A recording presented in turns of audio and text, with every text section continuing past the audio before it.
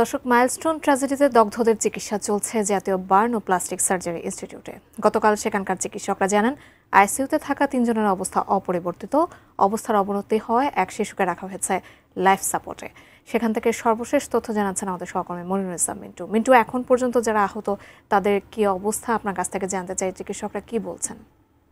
Burn রয়েছে এবং severe burn যাদের রয়েছে তাদের কিন্তু আসলে বলা যায় যে এখনও তারা কিন্তু আসলে আশঙ্কা মুক্ত নন এবং গতকালকে পর্যন্ত ৩৪ জনের মৃত্যুর খবর আমাদেরকে জানিয়েছেন জাতীয় প্লাস্টিক এবং বার্ন ইউনিটের জাতীয় বার্ন ও প্লাস্টিক ইউনিটের পরিচালক অধ্যাপক ডাক্তার মোহাম্মদ নাসির উদ্দিন।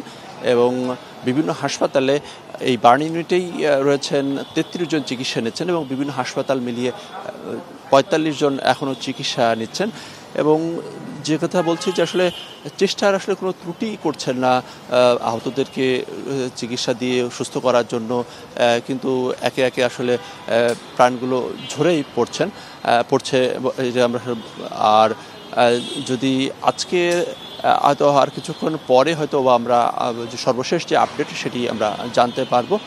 আর আপনি জানেন যে গতকালকে মাইলস্টোন স্কুল অ্যান্ড কলেজে বিমান বাহিনী এবং ব্র্যাক যৌথভাবে তাদের কাউন্সেলিং করেছে এবং এটির উদ্দেশ্য হচ্ছে যে এরকম একটা ট্র্যাজেডিতে যারা আহত হয়েছেন এবং এরকম একটা ট্র্যাজেডির মধ্যে দিয়ে বলা যায় যে এক ধরনের শিশুদের মনোজগতে এক ধরনের বড় ধরনের প্রভাব বিস্তার হয়েছে। সেটি শিশু বলি, অভিভাবক বলি, চিকিৎসক বলি, তাদের আসলে কাউন্সেলিং সেদিকে যেমন চলছে, এর পাশাপাশি আহতদের যে চিকিৎসা সেটি চলছে।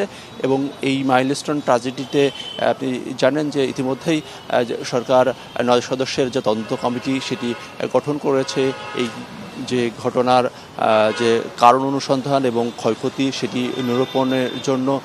এর পাশাপাশি বিদেশ থেকেও কিন্তু চিকিৎসকরা এসেছেন, ভারত, চীন, সিঙ্গাপুর থেকে।